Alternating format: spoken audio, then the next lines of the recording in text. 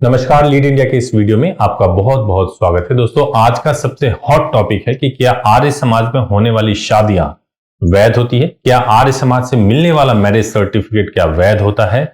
बहुत सारे लोगों के इस पे प्रश्न आ रहे हैं क्योंकि सुप्रीम कोर्ट का एक फैसला कल आ गया है और इसके बाद से ये सवाल खड़ा होने लगा। सबसे पहले तो मैं आपको इस टॉपिक के बारे में बताता हूं कि सुप्रीम कोर्ट ने किस मामले में फैसला दिया है। हुआ ये था कि एक कपल जिन्होंने शादी किया था आर्य समाज से, उसमें शादी के बाद से लड़की ने लड़के के ऊपर आरोप लगा दिया कि भाई उसके साथ में बलात्कार किया या जबरदस्ती फेक मतलब कागज पे साइन ले लिए और उसके बाद से जबरदस्ती आर्य समाज से सर्टिफिकेट बनवा लिया।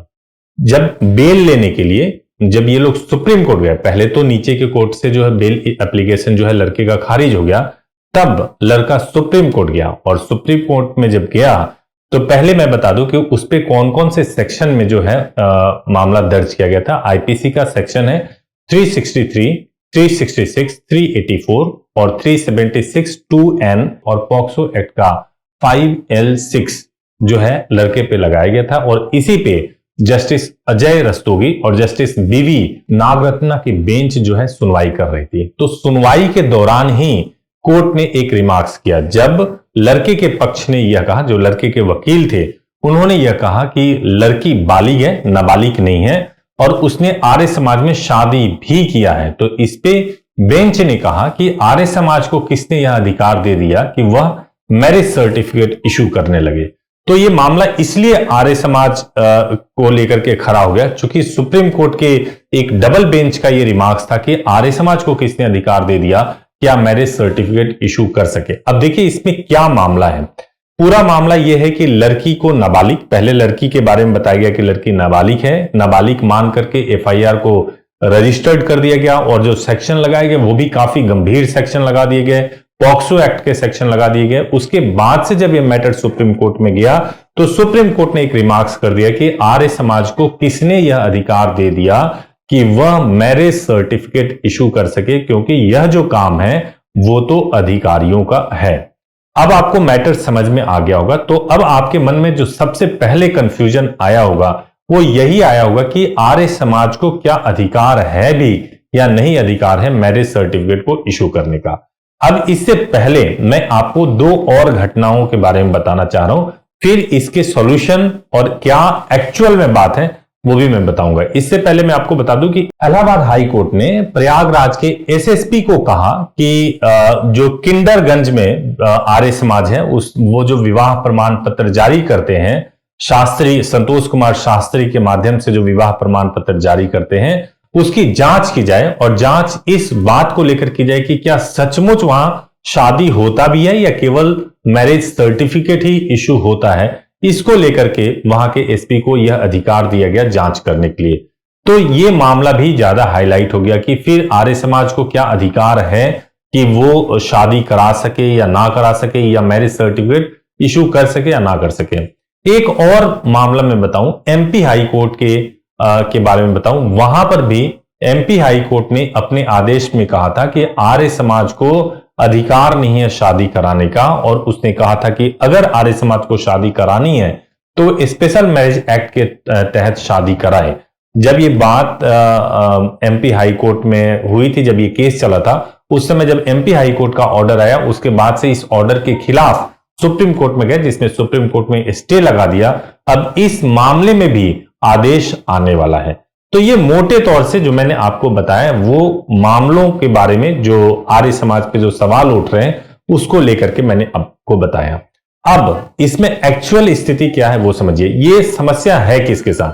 पहली बात, जिन लोगों की शादी पहले हो चुकी है उनके साथ कोई समस्या नहीं है। अब दूसरी बात, एक आपने वीडियो मेरा पहले देखा होगा, उस वीडियो में मैंने बताया था कि फर्जी आर्य समाज किसको कहते हैं और जेन्युइन आर्य समाज कैसे कहते हैं। देखिए, कई लोग ऐसे होते हैं जो केवल आर्य समाज की शादी कर लेते हैं और कपल भी ऐसे होते हैं जो कोर्ट में रजिस्टर्ड नहीं कराना चाहते, केवल फीस की वजह से, चलो फीस कम से कम लग जाए इसकी वजह से गए और कहीं भी शादी करा लिया और एक आर्य समाज का सर्टिफिकेट ले लिया और मान लिया कि उनकी शादी वैध हो गई। इसी की वजह से ये सारी समस्याएं पैदा हो रही हैं।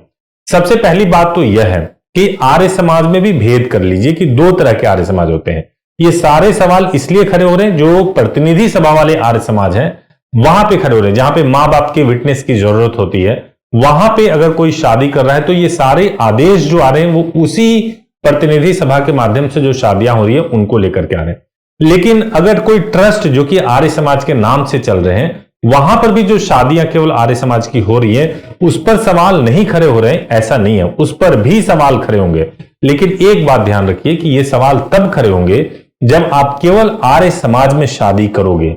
अगर आपने आर्य समाज से शादी किया और शादी करने के बाद से उसको कोर्ट में रजिस्टर्ड कर दिया, तो यानी कि आर्य समाज के सर्टिफिकेट के बेसिस पे, मैरिज के फोटो के बेसिस पे जब कोर्ट आपके सर्टिफिकेट को रजिस्टर्ड कर देगी और अपना सर्टिफिकेट इशू कर देगी तो फिर कोई समस्या नहीं होगा। तो इसीलिए इस खबर से आपको बिल्कुल डरना नहीं है, घबराना नहीं है। इस खबर का केवल और केवल मतलब यह है कि आप केवल आर्य समाज के शादी के आधार पे आप अपनी शादी को बिल्कुल ऐसा नहीं मान सकते कि फुल प्रूफ शादी हो गई। आपको आर्य समाज से शादी करने के बाद से उसको कोर्ट में रजिस्टर्ड कराना चाहिए। अगर आप कोर्ट में रजिस्टर्ड करा लेते हैं तो आर्य समाज से या किसी भी विधि से की गई शादी, चाहे वो आर्य समाज में हो या कोई मंदिर में शादी की गई हो या कहीं भी शादी की गई हो, अगर वो कोर्ट में रजिस्टर्ड हो जाता है तो पूरी तरह से उसको वैलिड माना जाता है। तो अब प्रश्न यह है कि लीड इंडिया में जो शादियां होती है, लीड इंडिया में किसी भी प्रकार की शादी हो, चाहे हिंदू हो, मुस्लिम हो या क्रिश्चियन हो, किसी भी प्रकार की शादी हो, सभी शादियों को कोर्ट में रजिस्टर्ड कराया जाता है। तो लीड इंडिया के माध्यम से अगर किसी ने शादी किया है तो आपको डरने की जरूरत ही नहीं है, क्योंकि आपके पास कोर्ट से जो सर्टिफिकेट मिलता है वो आपके पास में मौजूद होगा। एक बात तो ये हो गई। दूसरी बात, अगर हम इसी मामले को देखें, थोड़ा और क्लोजली देखें, तो अगर कोर्ट ये कह देता है कि भाई आप स्पेशल मैरिज एक्ट से शादी करो, अगर आर्य समाज में भी शादी, यानी कि नोटिस जाएगा और घर के लोगों को ऑब्जेक्शन करने का टाइम दिया जाएगा, अगर इस प्रकार से शादी होने लगी तो फिर जो हिंदू मैरिज एक्ट में कहा गया है कि आपको शादी इस विधि से करनी है कि अग्नि के समक्ष एक पंडित जी होंगे जो शादी करा देंगे और 7 फेरे लेने होते हैं, इसका क्या होगा? तो कई सवाल खड़े होंगे अगर ये आदेश इंप्लीमेंट किया जाता है तो। लेकिन आपको इस वीडियो के माध्यम से मैं आपको बताऊं कि यह जो आदेश है वो केवल एक केस को लेकर के, सिर्फ एक केस को लेकर के है जिसमें मैरिज सर्टिफिकेट को आधार बनाया गया था बेल के लिए, जहां पे कहा गया कि आर्य समाज का ये मैरिज सर्टिफिकेट मान्य नहीं है और आर्य समाज की इस मैरिज सर्टिफिकेट को हम मानते नहीं है कि इन दोनों ने शादी की थी, अतः लड़की नाबालिग है और बेल को रिजेक्ट किया जाता है। ये कोर्ट का आदेश है, ये सुप्रीम कोर्ट का आदेश है।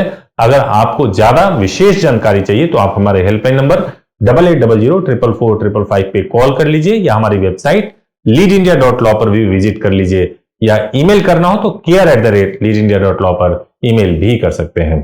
Thank you so much for watching this video. Thank you.